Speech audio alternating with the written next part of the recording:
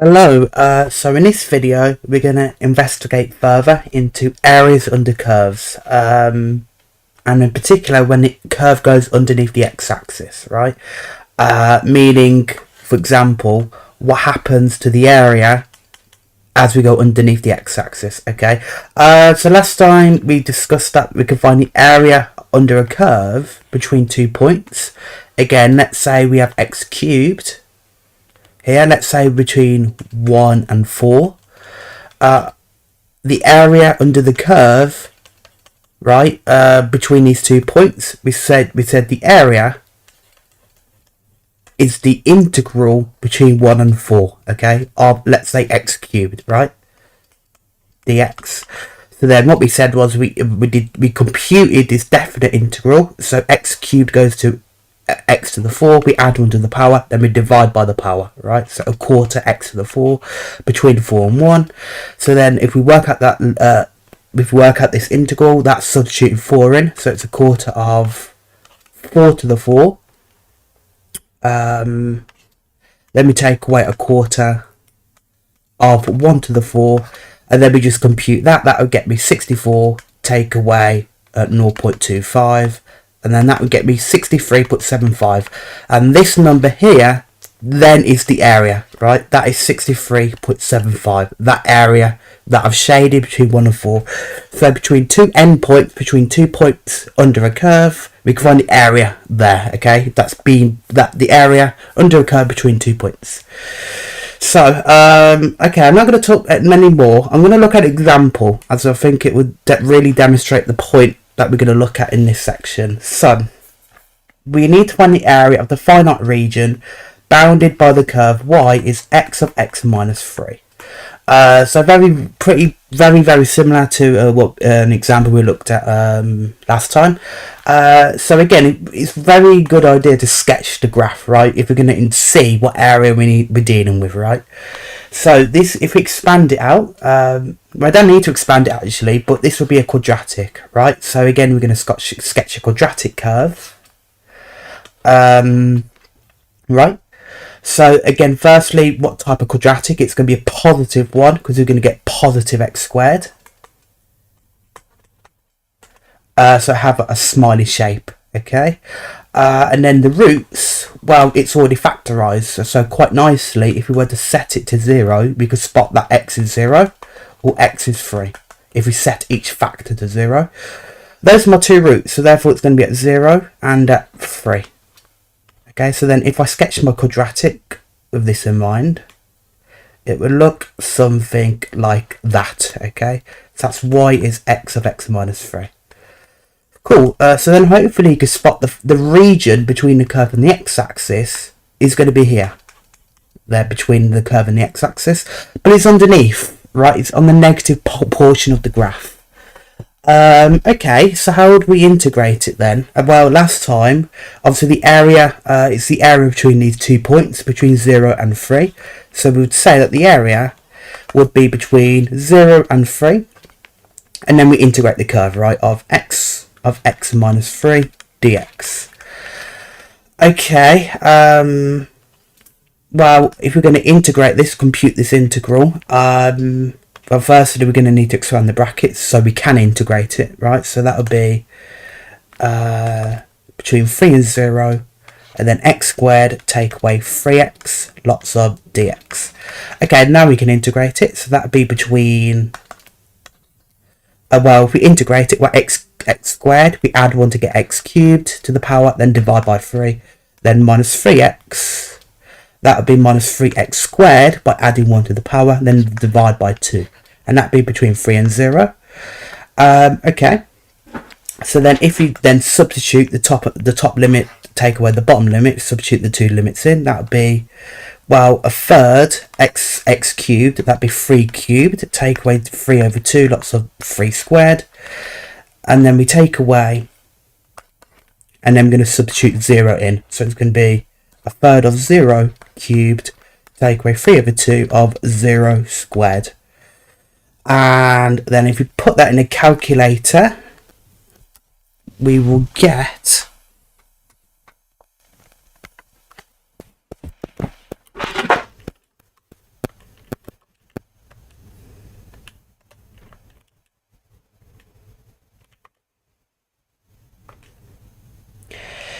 We get minus 9 over 2.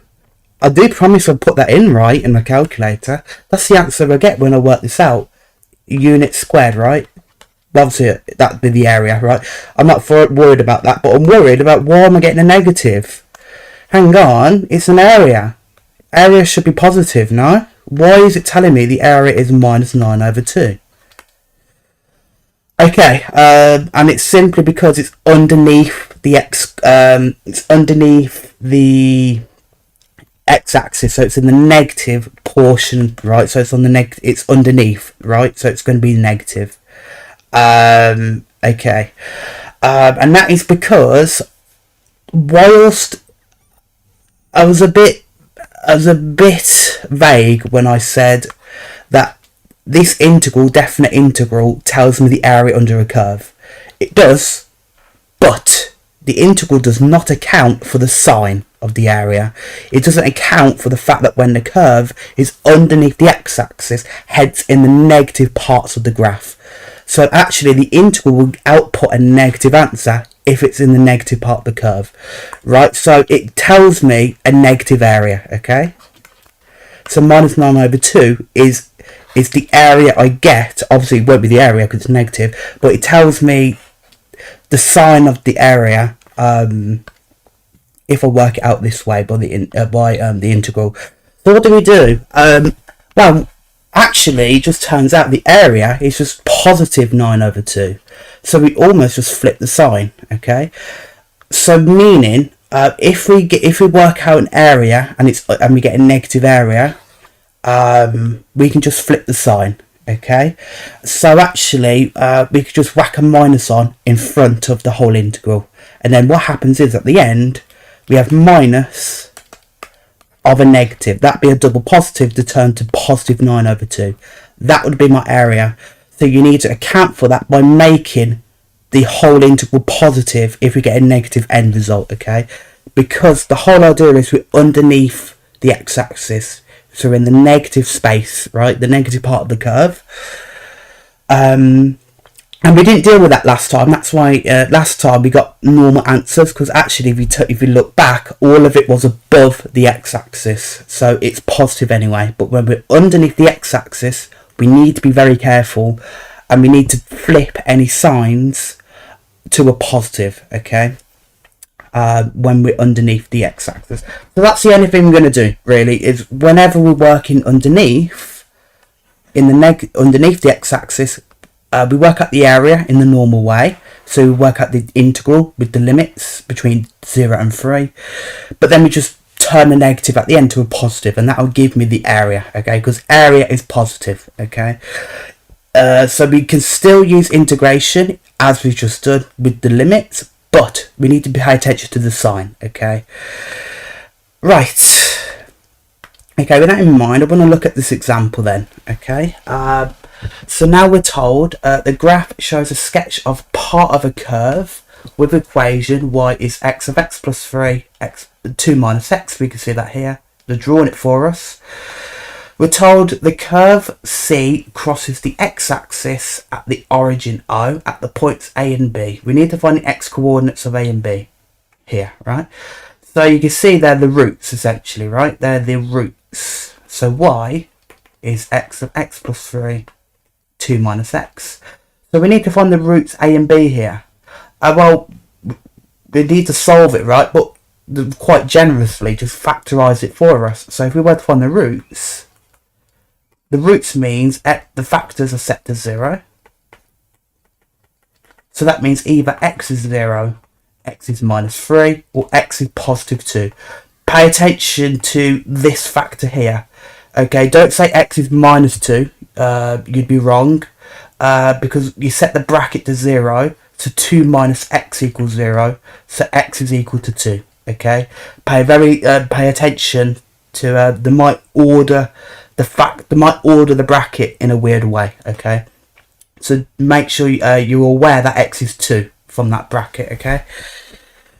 Okay, so those are my 3 roots. So which one corresponds to A and B? Well, you can see that makes sense because it also passes the origin. So 0 is a root. So that means that therefore a and b, because a is negative, this is going to be a minus 3, and this root b is going to be at 2. So the x coordinate of a, so at a, x is minus 3, and then at b, at b, x is going to be 2, okay? And there we are. Cool, and I'll label that on my diagram. So a is minus 3 and b is 2. Okay, cool. So we found a and b, the x values. Okay, that's cool, part A. Okay, so then part B of this question, now that we found a and b, we're given a finite region which is shaded, and you can see that here, right? You can see that this part is shaded between a and O, and then from O to B here. We've got two different regions, right? And then basically we need to use integration to find the total area. In other words, the area of both the regions here. So the strategy here is, obviously we can use definite integration, right? Doing an integral. But when we've got two different regions, when we've got multiple different regions, as we can see here, we've got region 1 here, then region 2 there between, okay? We basically can compute the areas separately and then add them together at the end, okay? So I'm going to call this region 1 R1, right? You can call it whatever you want, but I'll call that R2, and I'll call that R1 and R2, okay? There we are, R2, cool. So basically my mission is to find the individual areas, because I can split them up so I can easily integrate them, okay, in this case. And you'll see why at the end, why it is important to split it up rather than doing it as one whole area. Okay, so with that in mind, the total area then of both regions is just going to be area of R1 of region 1 and the area of region 2. Right? Therefore, we need to compute both of them. So area of R1, firstly, if we go back to our diagram, R1 here, what are our limits going to be? Where is x between? X is between A and O here, right? Well, we know O is 0, right, 0. But A, well, we worked out what A was in part A, right? Here, at A, x is minus 3, so I can add that on here. I can also set, I know that B is 2 as well, so I'll add 2 there, okay? Anyway, so now I know it's at either end of my region here, it's between minus 3 and 0, right? So that's my limits, so I'm going to integrate between minus 3 and 0. And so my curve is this here, right? This x plus 3, 2 minus x. The problem is, I can't integrate that, right, as it is. I can't integrate this expression as it is. I'm going to need to expand the brackets. So I'm going to expand them up here, right? So x plus 3, 2 minus x. If I expand that then, well, firstly, I'll get x squared add 3x from these two brackets. Then I'm going to multiply by 2 minus x. If I do that, I'm going to get 2x squared minus x cubed, add 6x minus 3x squared, and that's it, right? And then I can simplify, so I'm going to get minus x cubed, then 2x squared minus 3x squared is minus x squared, add 6x. And that is my expression I can use for the curve here, okay? So that now I'm integrated minus x cubed minus x squared adds 6x dx, right? Yes. And so I can integrate this now, right, between these two limits. So that would be, well, if I integrate, where minus x cubed will go to minus x to the power of 4 if we add 1 to 3, then divide by 4. Then minus x squared would go to minus x cubed by adding 1 to the power, divide by the power of 3. And then 6x, that goes to 6x squared, then divide by 2. And we don't need a plus c, and as again, we looked at that last time. The C is irrelevant with definite integration with limits, because it cancels out at the end. It goes to 0, right?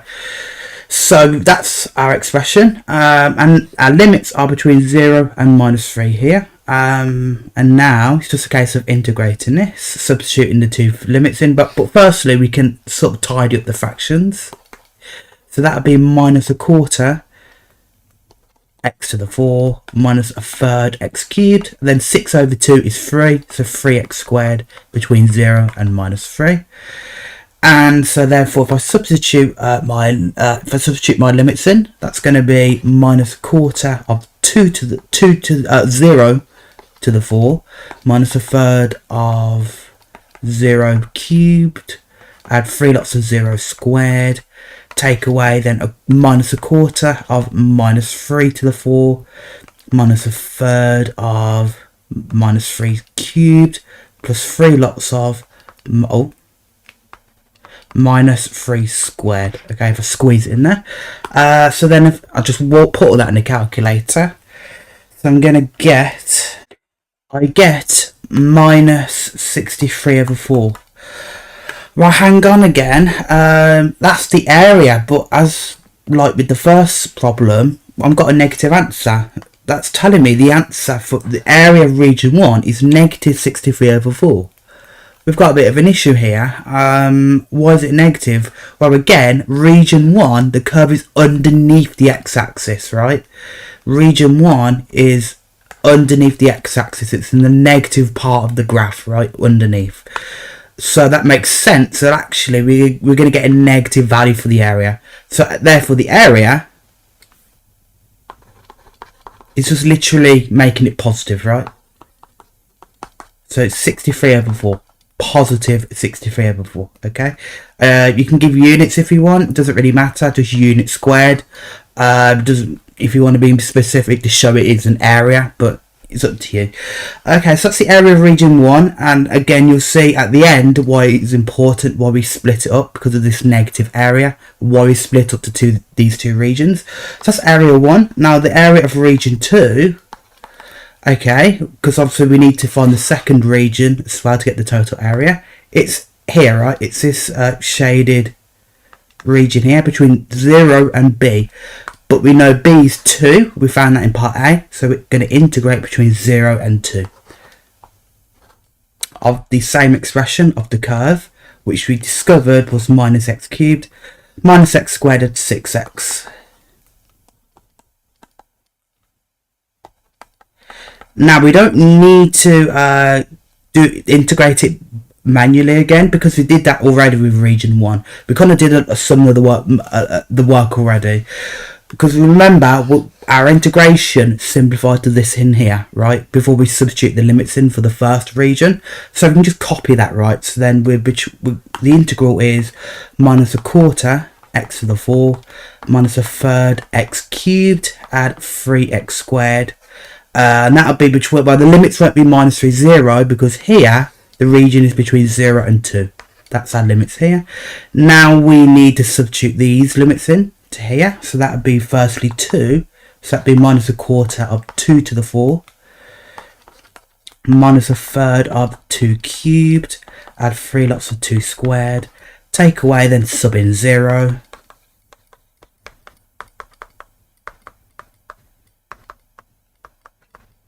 and there we are. Okay, so I've put all that in the calculator. I should get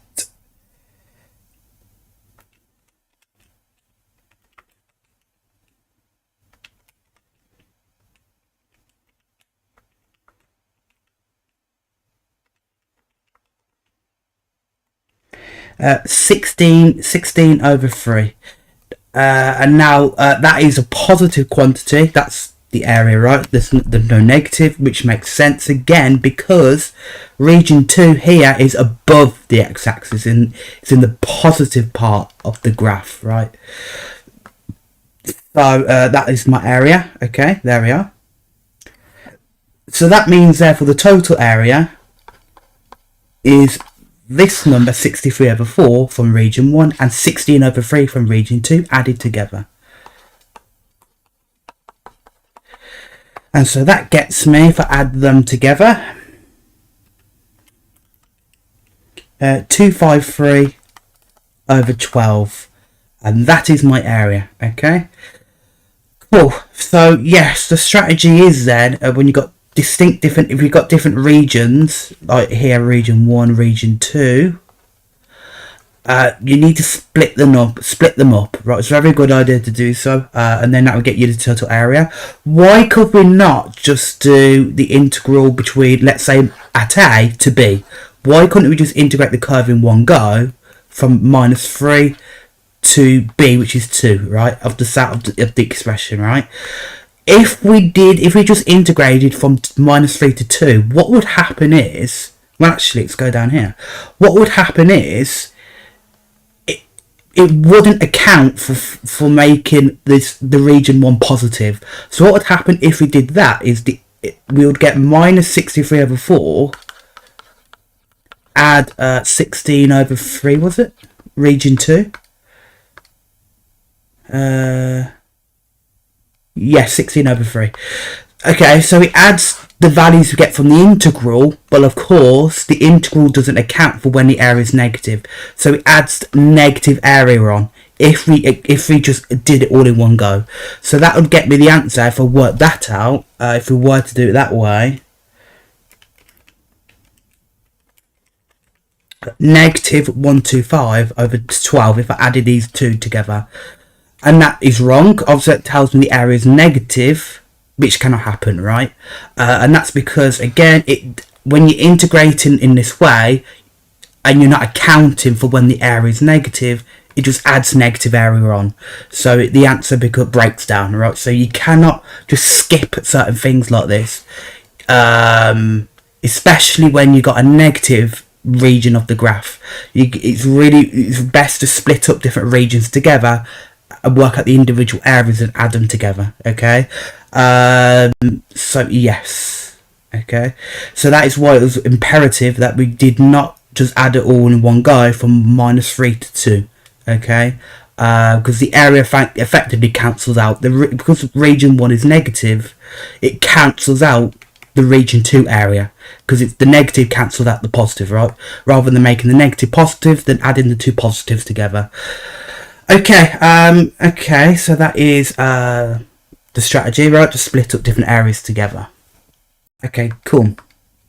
Okay, so now I'm going to look at some exam questions. So I've got this one first, and it actually is a bit nastier than it looks, actually, but we'll go through it. So we're told, we're given this sketch, and the equation is this. So y is equal to x minus 2, x minus 4 over 4 root x.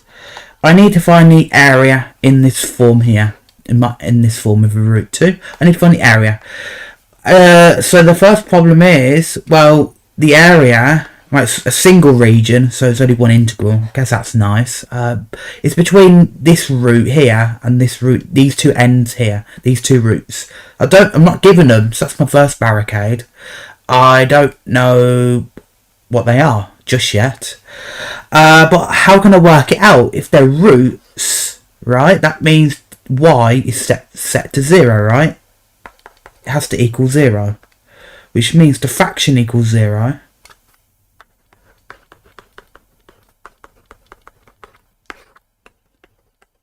And so I'll solve it.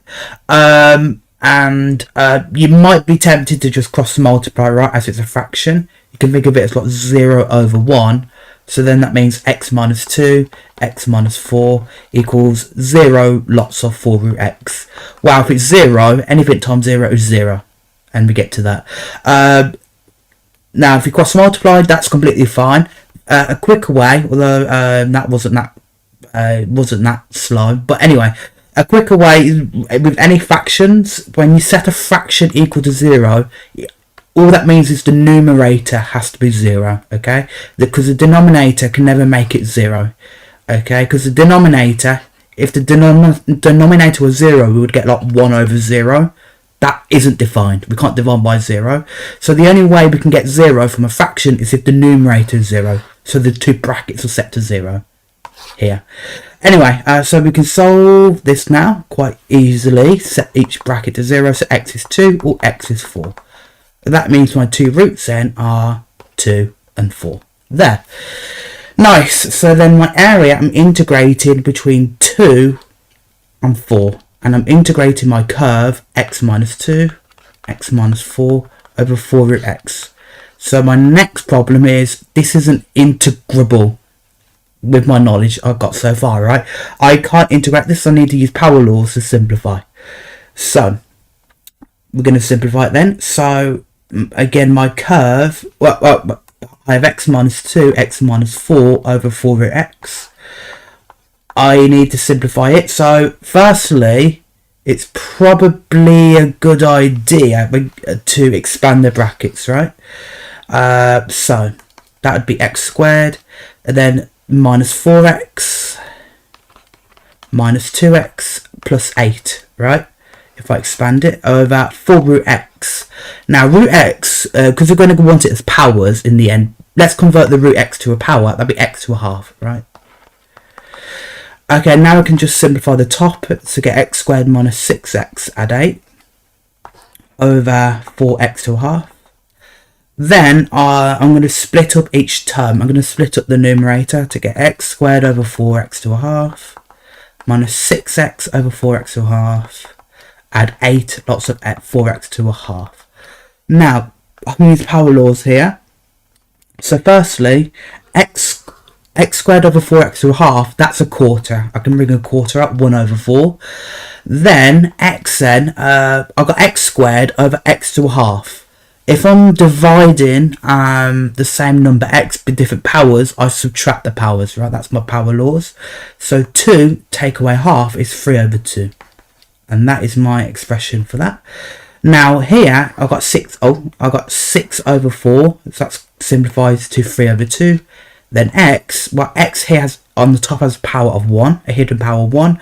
So I've got x to the 1 divided by x to a half. I do 1 take away half to get a half. And that is my power. Then here I've got 8 over 4, that's just 2. And then I've got 2 lots of 1 over x to a half, right? Well, actually that's just a reciprocal. So then I can say x to a minus a half. And there we are. Okay. That is my power my power expression, right? All powers of x. I can then rewrite my integral as follows. So then that will be that'll be a quarter x to the 3 over 2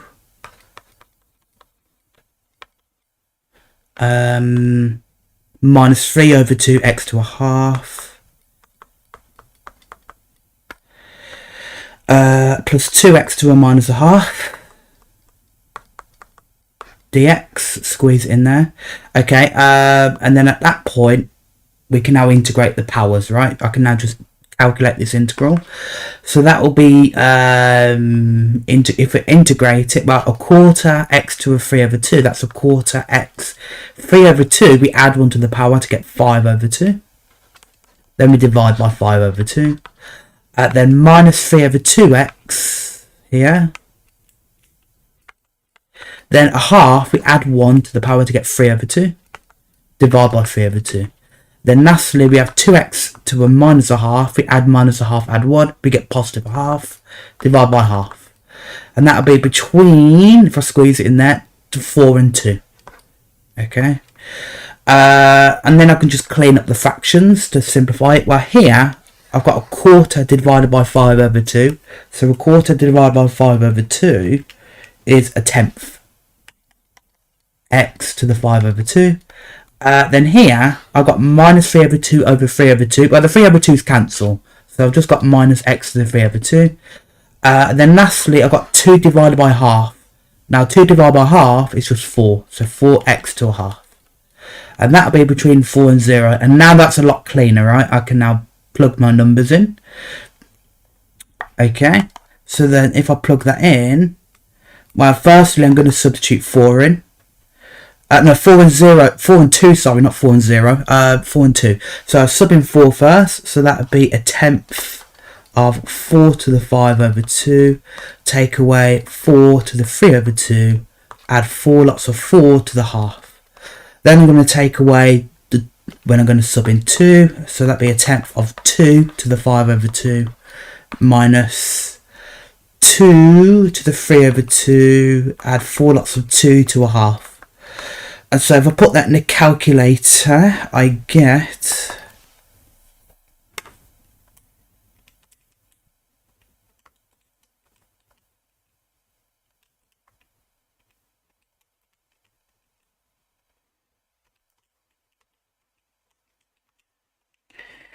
well, the first bracket, the 4 simplifies to 16 over 5. That whole bracket here goes to 16 over 5. But interestingly, this second bracket just gets me a nasty decimal if I put that in the calculator. I'm gonna need to work out the second bracket myself manually then. If the calculator can't do it, I'm gonna need to manually do it myself, right? And that makes sense because I've got these powers, right? That makes it very nasty, right? Now I can't just use decimals because the answer wants it in this particular form with root 2 in. I can't have any decimals in, it wants the exact area, okay? So that's why I'm going to need to do it manually to try and find a sort of I don't know, exact answer for it instead of a decimal. So I'm going to compute this decimal to the side, this bracket to the side somewhere. So a tenth of, what do we have? 2 to the 5 over 2 minus 2 to the 3 over 2, add 4 lots of 2 to a half. Okay, so the first thing I'm going to do, probably the best thing to do, is to just actually convert back the powers of 2, right? So I've got these fractional powers. What do they mean? Well, we've got a tenth of, well, 2 to the 5 over 2 basically means we can do the fraction of half first, then we can raise it all to a power of 5. We can split up fractional powers in this way, because obviously we'd have to multiply, because we've got 2 brackets, we would multiply the powers to get 5 over 2. So we can split that up. And then 2 to a half is just root 2, okay? So we've got root 2 to the 5. Then minus 2 to the 3 over 2. Again, we can do minus, we've got 2 to a half to a power of 3, right? 2 to a half is root 2. So I'm doing root 2 three times, right? Then 4 lots of 2 to a half, that's just 4 root 2, okay? Now, I just need to compute these brackets, right? Root 2 to the 5, root 2 cubed. Now, if I was perhaps to do that on the calculator at that point, root 2 to the 5, let's say, it still gets me a decimal. At least mine does anyway. So I'm going to need to do this manually as well. Well, actually, root 2 to the 5 means root 2 5 times, right? So root 2 times root 2 times root 2 times root 2 times root 2. Okay, 5 times of root 2. 5 lots of root 2. Well, actually, we know that the root times by itself 2 times is squared, right? So it's just 2, right? And then this will be 2 as well, and I've got another root 2 at the end. So if I multiply 2 times root 2, I get 4 root 2, okay? So I can simplify this to a tenth of 4 root 2. And then root 2 cubed, well, that's just 3 lots of root 2, okay? Well, that's 2, that's going to be 2 times root 2. 2 root 2, right? Then 4 root 2, where we can't do anything more to that. But actually now, we can just collect the root 2's at this point, right? So a tenth of 4 root 2 minus 2 root 2 add 4 root 2 is 12 over 5 root 2. There we are. Okay, we can't do anything more with that. Okay, so that's 12 root 2 over 5. So I'm going to bring that in here. So it's going to be minus, and then this bracket was 12 root 2 over 5, right? Okay, so that's my area, right?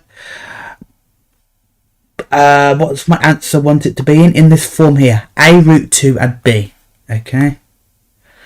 But there's a problem. hopefully you notice this area, this region is underneath an x-axis, right? What does that mean? Actually, it doesn't. You might not be able to see it because you've got these nasty roots. Again, this question is just horrible. It's just a lot of stuff to trip you up. But you might not spot it because you've got these fractions. But that is a negative answer. If I do 16 over 5 minus 12 root 2 over 5 in my calculator, that gets me negative 0.194. So actually, this is the negative area. So I need to make it positive. So to make it positive, I can do another negative. So I can multiply it by negative. So the area is going to be the negative of the negative. So 16 over 5, take away 12 root 2 over 5. Because then I'm basically doing a double negative, right? A negative outside times by a negative result gets me positive. So if I expand that, I get 12 root 2 over 5 at minus 16 over 5. Okay, and that would be the area. That would get me positive, 0.194, okay, instead of the negative, right? So now I've made the area positive.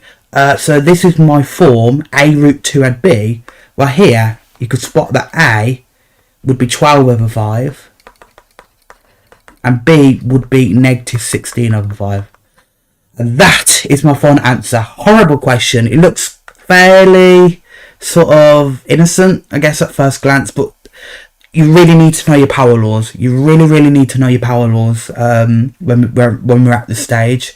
So make sure you are quite confident in the power laws, the indices, and you understood what I did, especially with the root 2 business near the end. And also pay attention to the negative areas, right? This might have thrown some people off as well. They might not have seen that it was a negative answer, because obviously we've got this fraction stuff. It doesn't get, but if I do that as a decimal, I can clearly see it's a negative, so I need to make it positive, okay, by times it by another negative. There we are. Okay, cool. Okay, so I've got this exam question now. So we got this function here. We've got g of x is 2x cubed add x squared minus 41x take away 70. We firstly need to use the factor theorem to show that g of x is divisible by x minus 5. Okay, so that's just standard factor theorem. So, but firstly, divisible just means it's the same as a multiple of. Okay, anything that is divisible is a multiple of. Okay, it's the same thing. So, okay, or factor of, I should say, okay? Or g of x is a factor of x minus 5. So if x minus 5 is a factor, then you should remember from the factor theorem that that means the bracket is set to 0, so that means x equals 5 is a root, okay? Well, that also means as a function, that if I plug in 5 into g of 5, that should get me 0, okay? But that's what I'm going to do then. I'm going to show that g of 5 does get me 0. If I plug in 5, I get 0. So g of 5, if I plug that into g of x, that'd be 2 lots of 5 cubed plus 5 squared minus 41 lots of 5 minus 70. Hopefully I get 0, but put it in my calculator.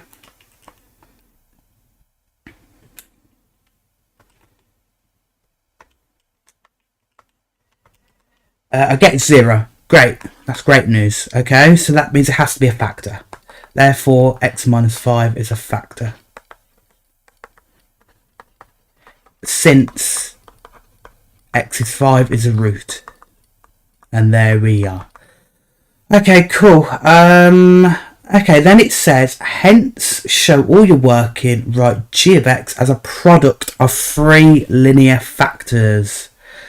Okay, so what that means is, again, remember that g of x was x cubed, 2x cubed, plus x squared, take away 41x minus 70. So we've shown that x minus 5 is a factor. So that means it's going to be, if I can factorise, it's going to be x minus 5 and some other factor, right? But this is a cubic, right?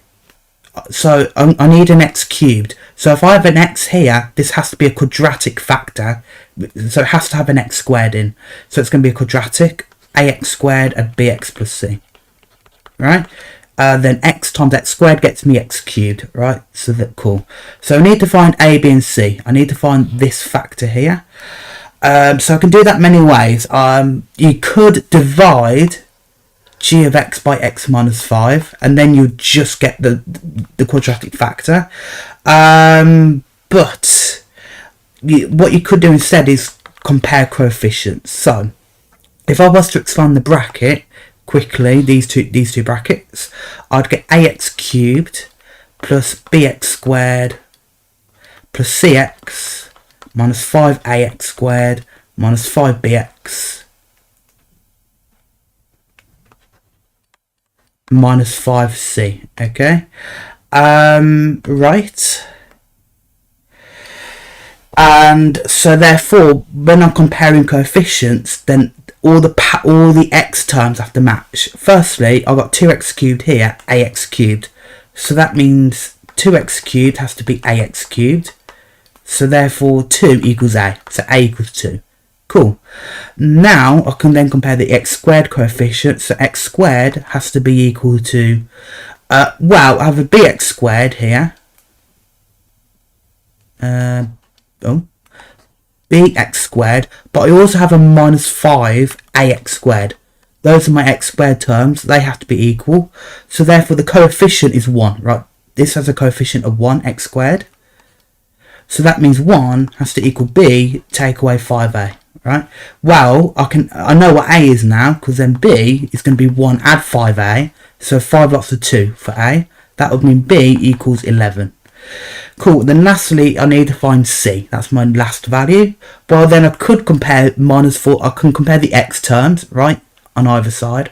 But actually, it's easier to then look at the constant term. So minus 70 has to just be minus 5c.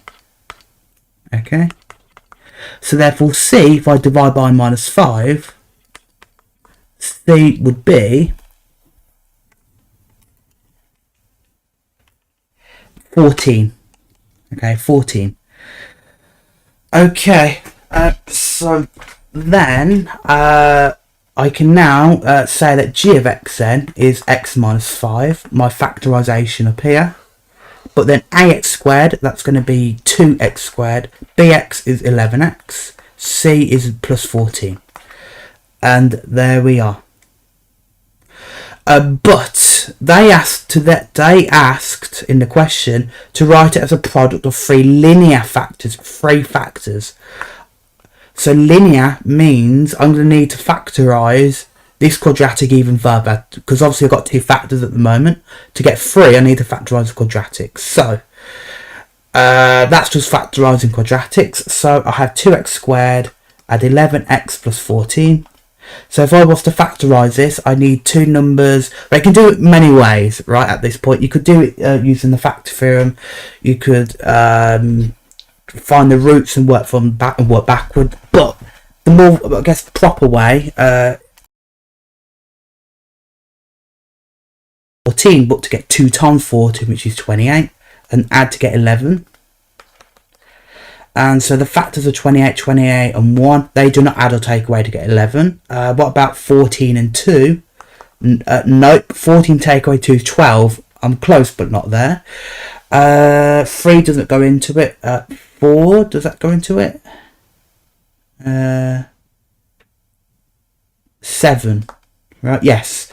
Well, that's great, because 7 add 4 gets me 11. So that's that's not my factorisation in this case. But they add to 11, so I can split up the 11x to say it's 2x squared, add 7x, add 4x, add 14, okay? Okay, now I can factorise. So firstly I factorise the 2 terms each. So the first here, 2x squared and 7x, can only pull an x out. Then that'd be 2x add 7. And then here I can factor a 2 out. So 2 lots of 2x add 7. Well, 2x add 7 is common, so then that's 2x plus 7, x plus 2. So there we are. So my full final factorisation is x minus 5, 2x add 7, x plus 2. Okay, Cool, I'm going to get rid of this here. There we are. That is my final factorisation, right, to linear factors. Okay, so then part C, now that we've factorised it into 3 factors, we're told the finite region R is bounded by the curve of the equation y is equal to g of x, the x-axis, and lies below the x-axis. We need to find, using algebraic integration, the area of R. So it's talking about the curve, right? To find an area. We're not given the curve, so we kind of need to sketch it, but they've helped us a lot at this point, really. We know how to sketch a cubic, right? So a cubic, first of all, it's going to be a positive cubic, because we're going to get 2x cubed. The highest power, x cubed, coefficient is positive 2. So it's positive, so it has this sort of shape, right? We saw that in, remember, if you need a refresh on sketching cubics, we looked at that in chapter 4. Again, multiple topics linked together, right? You need to be able to do questions that may involve you to do multiple topics together, right? So make sure you always revise and you're confident in the earlier topics, right? So now we're sketching cubics, so that's, we're going to have that sort of shape. We also know what the roots are, okay? Because it's factorised. So if we find the roots, we set in each factor to 0 because it's going to equal 0, right? The roots, that means x is 5. Well, 2x plus 7 is 0, so that means 2x will be minus 7, so x is minus 7 over 2. And then here, x will be minus 2. So, and they're all single roots as well, so they're all just going to pass through the roots. So that means the curve will just pass through the roots. So that means my curve is going to look a bit like this. So the roots are at minus 7 over 2, let's say here, 2, minus 7 over 2, and then 5 would be, let's say, there, right? So my cubic is going to look a bit like this. Actually, I'm going to move this here. Minus 7 over 2. Something a bit like that, right? Okay, so that's my sketch. So there we are. But what area do we need to integrate to find? It says the finite region R is bounded by the curve, the x-axis, and it lies below the x-axis. What part of the graph is below the x-axis? It's this part here, right? And again, note it wouldn't be this part. It would not be this part because that's infinite. Because the graph would just extend to infinity. So actually you'd have all this area. That's not what we want. We want the bounded part of the graph below the x-axis. So it's specifically this area here. Okay. Well, to find the area then, so the area, well, what's it bounded between? It's between this root here at minus 2 and this root at 5, right? So it's between minus 2 and 5. And then our curve, well, again, don't use the factorised version. We'd have to expand it. But we've already given the equation, right? It's this. That's g of x. We were given that. So it's 2x cubed.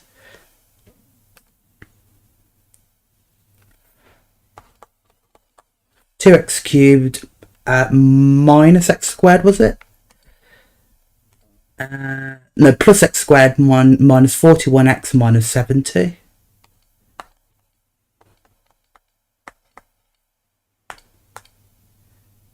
Yes, okay. Okay, cool. So now we just compute the integral then. Right? So, okay, so, well, just integrate, right? So 2x cubed would be 2x to the 4, then we divide by 4. Then x squared would go to x cubed, divide by 3. Then 41x will go to minus 41x squared, divide by 2. Then minus 70 just goes to minus 70x, and we're between 5 and minus 2. So then if we work out that integral, well, actually we can simplify the fractions. just a little bit. 2 over 4 goes to a half x to the 4, then we get a third x cubed, then minus 41 over 2x squared, then minus 70x between 5 and minus 2. So then we just plug in our limits.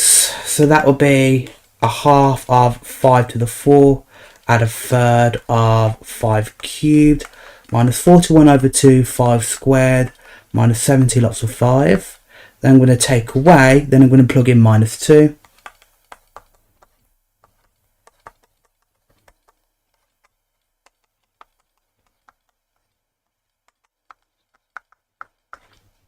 Okay,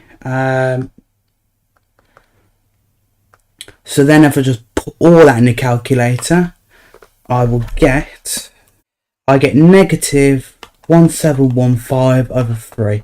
But it's a negative area, but that makes sense because look, we're underneath the x-axis, so it should be negative. So to make it positive, the area would be simply positive 1715 over 3. And that is my answer to that. Cool. So again, they do very often, normally in exams, give you the sketch, but sometimes if they don't give you the curve and show you where the region is, you might have to sketch it yourself to see where things are, but hopefully it shouldn't be too bad, right? That's just a typical cubic, right? So hopefully that made sense. So we're going to look at this final question here.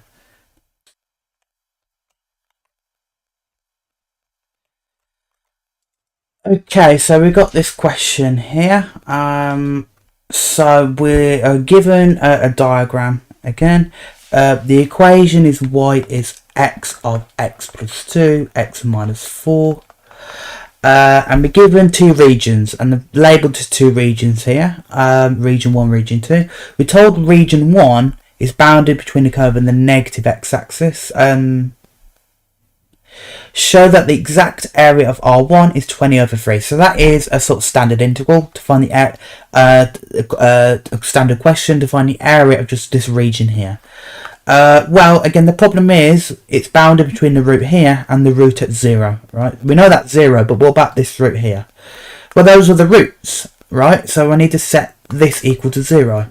So therefore the roots, if I set the factors to 0, well, x is 0, x is minus 2, or x is 4.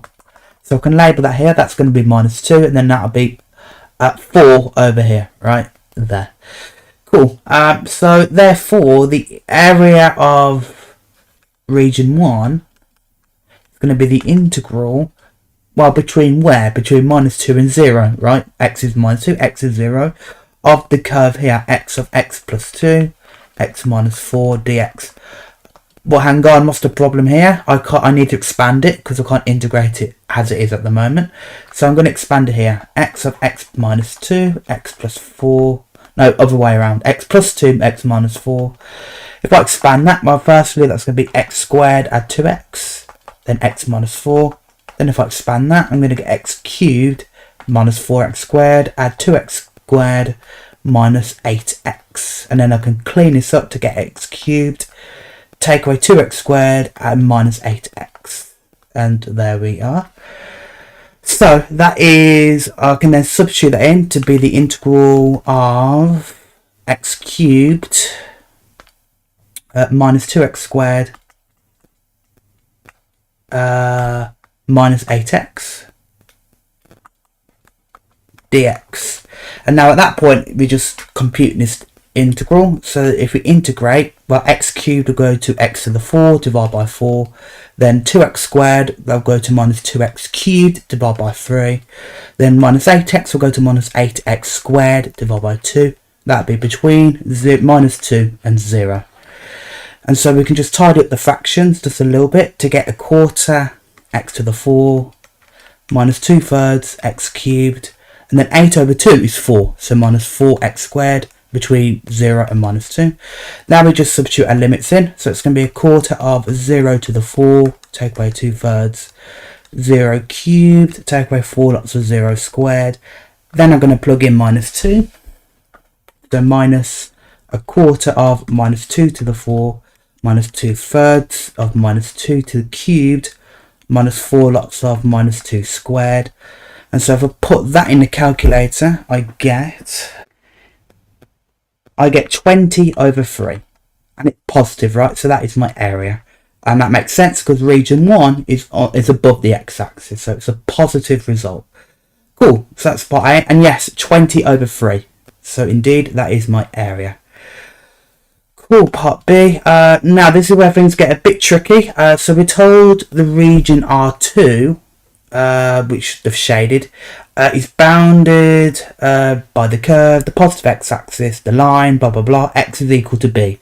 So it's not the integral from 0 to 4, it's not this whole area, it's just simply between 0 and this number b here. Okay,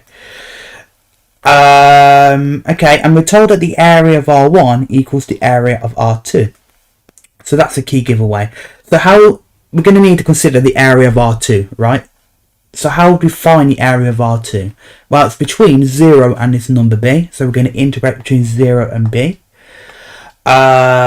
Again, b, we've seen examples before when we have an unknown limit. It's just a number, so we can just integrate like normal, even though we don't know what b is. Don't be put off by that. So we're going to integrate the curve again. So it's x cubed, take away 2x squared, take away 8x. And actually, we don't need to, we already know the integral of that. We worked that out in part A. It's this here. It's a quarter x to the 4 minus 2/3 x cubed minus 4x squared. And that would be between 0 and b. Okay, b and 0 there. So now we just substitute our limits in, right? So that would be then b, again, b is just a number, so it'd be, if we do it like normal, sub b in, that'd be a quarter of b to the 4, take away 2/3 b cubed, take away 4b squared. Then we sub in 0, so take away a quarter of 0 to the 4, take away 2/3 0 cubed minus 4 0 squared. And so if I work that out, well, this whole thing goes to 0, right? So simply we've got a quarter b to the 4, take away 2/3 b cubed, take away 4b squared. Right. Now this is where I need to look at the question. Well, actually,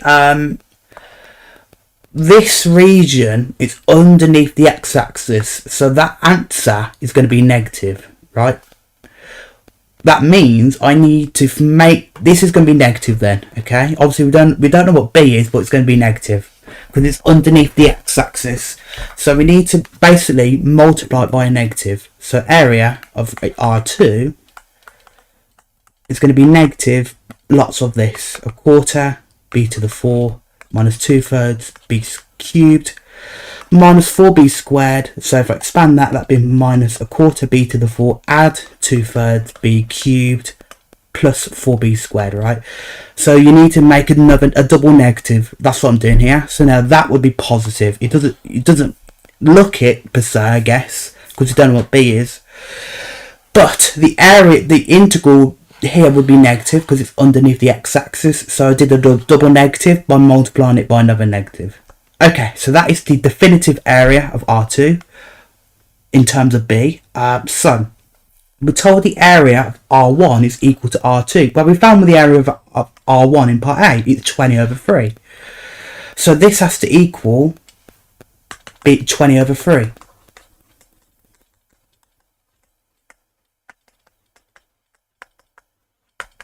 There we are. So I guess the first thing is to get rid of these fractions, right?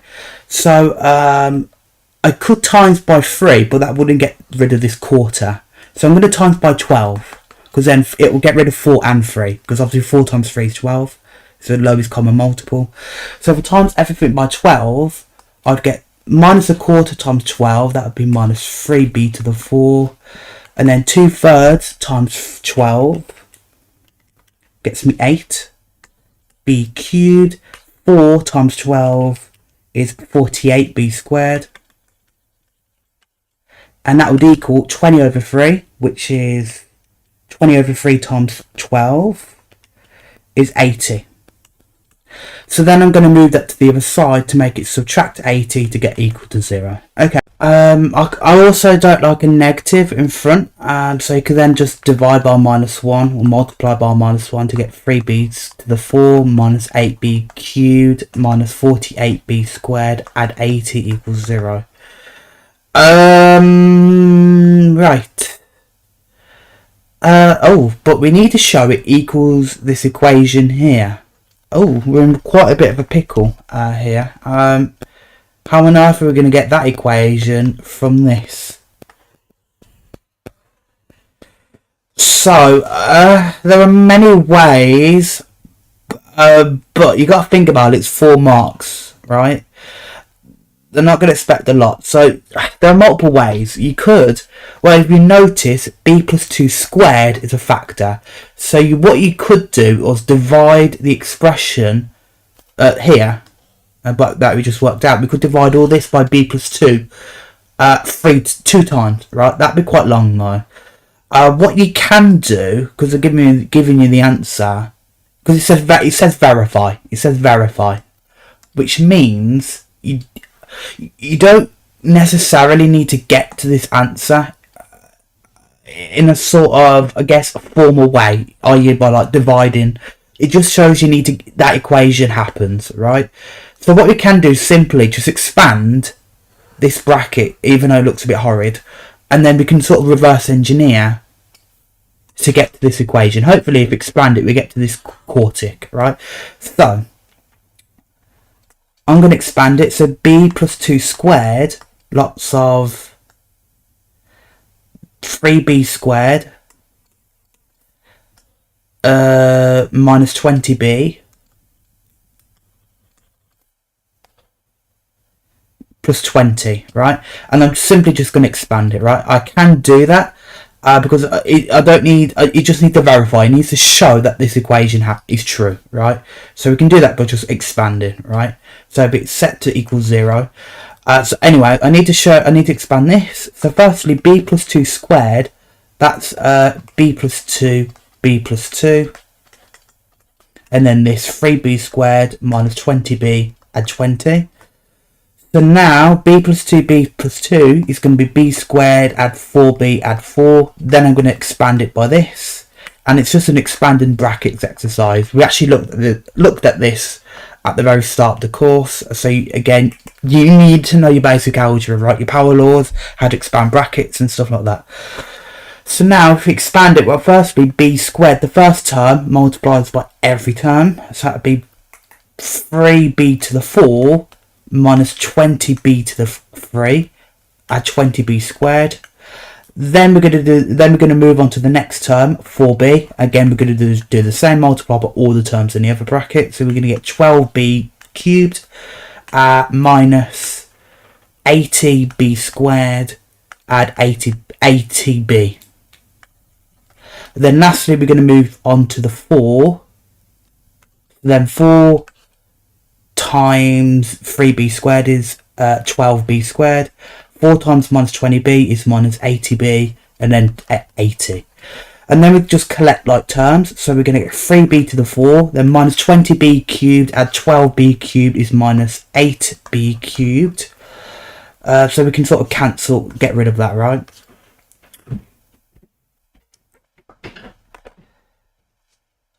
Then if we add the b squared, so 20b squared take away 80b squared, add 12b squared. So 20 take away 80, add 12 is minus 48b squared. Okay, so then we have 80b, take away 80b, that's 0b, and then we get an 80. Now compare it with my answer. Yes, they're exactly the same, they're identical, right?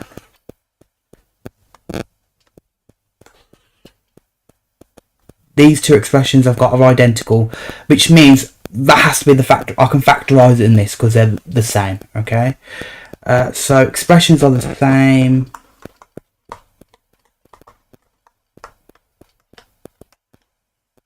So 3b to the 4 minus 8b cubed minus 48b squared, add 80 equals 0.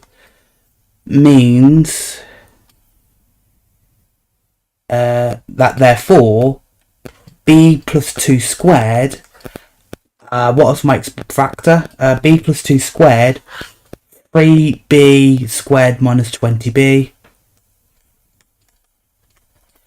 plus 20 equals 0. And that should be what they wanted. And there we are. Okay. There we are. Okay. Very awkward question that is, but it just said verify, so you didn't need to sort of I guess you didn't need to arrive at the equation. You could have just shown the equation was true, which is what verify means.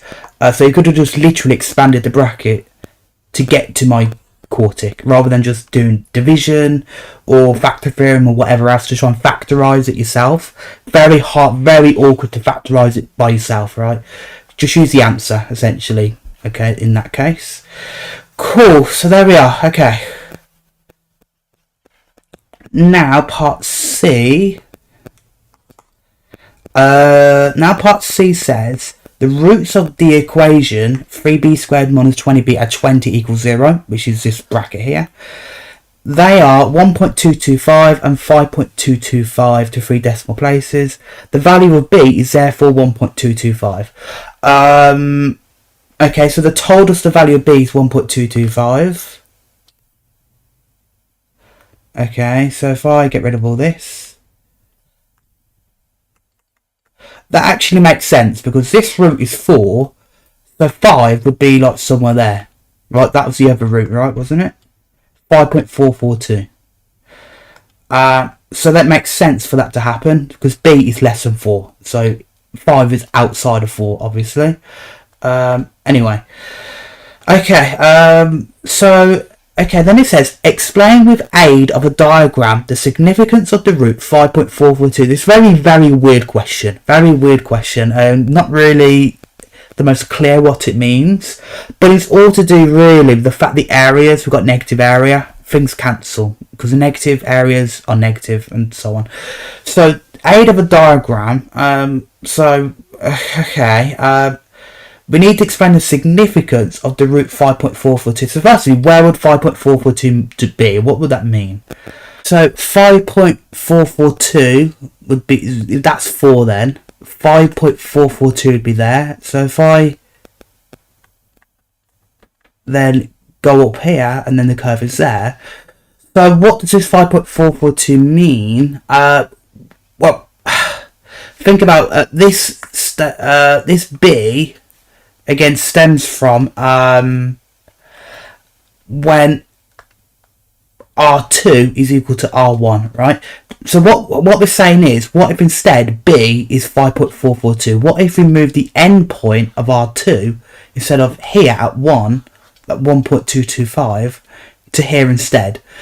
We'll then have the area, I'll do it in red, we'll have the, in that case, if we're moving the end point of R2, the area R2, from 0 to 5.442, we would have the area R2, great, but then we would have this extra negative area from B to 4, and then 4 to 5.442. Okay, but that still means the area, the total area in red has to be equal to R2, right? This grey shaded bit here, right? Which means effectively that this extra area I've added needs to cancel out, okay, to get me with just R2, okay. So if I get rid of the first bit of area from 0 to B, so I need R2, right? So that means this extra area has to cancel out to just leave me with R2 if I'm going from 0, right? That makes any sense? That can happen because this area is negative, it's underneath the x-axis, right? And this area between 4 and 5.442, this number here, is positive. So that means in this particular number here, these two areas cancel out, because obviously if I'm integrating, this will be a negative answer, this will be a positive answer up here, right? So a negative and a positive cancel out. So I'm going to say the red area equals 0 effectively, right? Well, not the area, sorry, But if we were to integrate it, right? So basically, if we were to integrate, right, between B and 4, we'd get a negative answer, and then between 4 and 5.442, we'd get a positive. They would be equal, and they'd cancel each other out, okay? Because then, if that all goes to 0, effectively, we're just left with R2. Because again, remember, if we start from 0 and we're integrating to 5.442, we'd have all of that, right? We'd have R2 by default, right? We'd have R2, but then this extra area, right? But I'm saying the extra area after R2, after B here, the extra area has to go to 0, because I don't want to add any more area after R2, okay? After here. If that makes any sense. So that means the extra negative area here cancels with the positive area after 4 there, okay? And that's what 5.442 means, okay? That tells me the point where the positive and the negative I've created, the areas cancel, so they have to be equal to each other, right?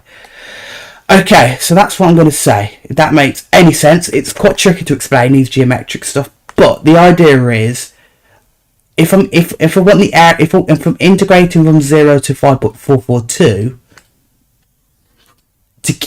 To make sure I keep this area of R2, this needs to go away effectively. That'd be a negative area. That needs to counteract the positive area I've added on. So the extra areas need to go to 0 effectively, right? To leave me with just R2, okay? So what I'm going to say then as a result is the area from B, which is 1.44, what was it? So the area from 1.225 was it to 4, which is the negative, right? The negative area has to be equal to the area between, I should say area between 4 and 5 what was the numbers again?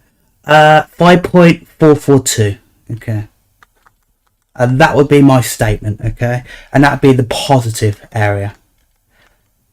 So then the negative counteracts the positive, okay, to get me 0.